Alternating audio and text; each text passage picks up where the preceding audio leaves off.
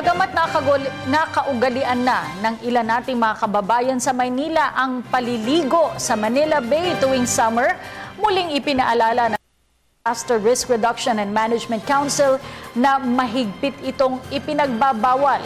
Ito ay dahil na rin sa masamang epekto sa kalusugan ng paglusong sa maruming tubig.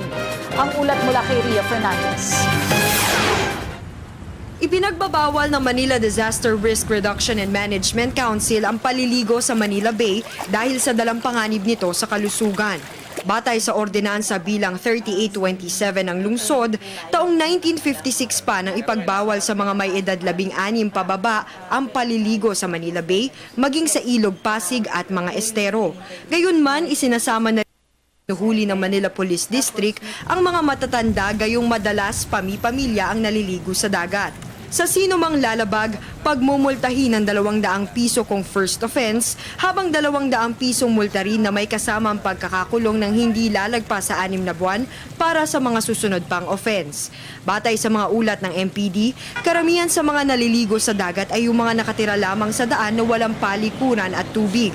Sa kabila nito, umaapela pa rin sa publiko ang MPD at lokal na pamahalaan ng Maynila na wag nang magtangkang maligo sa dagat. Kung ang pag-uusapan natin ay patungkol sa yung seguridad, kalusugan, talagang medyo ito ay may banta ng hindi lamang na ikaw ay magkaroon ng maaring sugat o ano sa balat, much more kung tayo ay makakainom o meron tayong papasok sa katawan natin na mula doon sa tubig na yun, mas magkakaroon ito ng mas delikadong epekto sa atin. Paliwanag ng Acting Manila City Health Officer na si Dr. Benjamin Ison, diarrhea, gastrointestinal problems, hepatitis A, typhoid fever at sakit sa balat ang ilan sa mga sakit na pwedeng makuha mula sa paliligo sa Manila Bay dahil sa mataas coliform dito, batay sa pinakahuling water test sample ng Department of Environment and Natural Resources.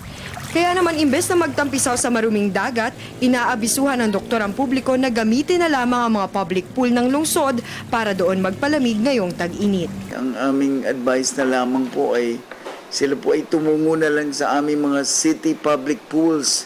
Ito po ay libre at pinangangalagaan ng mga namamahala sa swimming pool.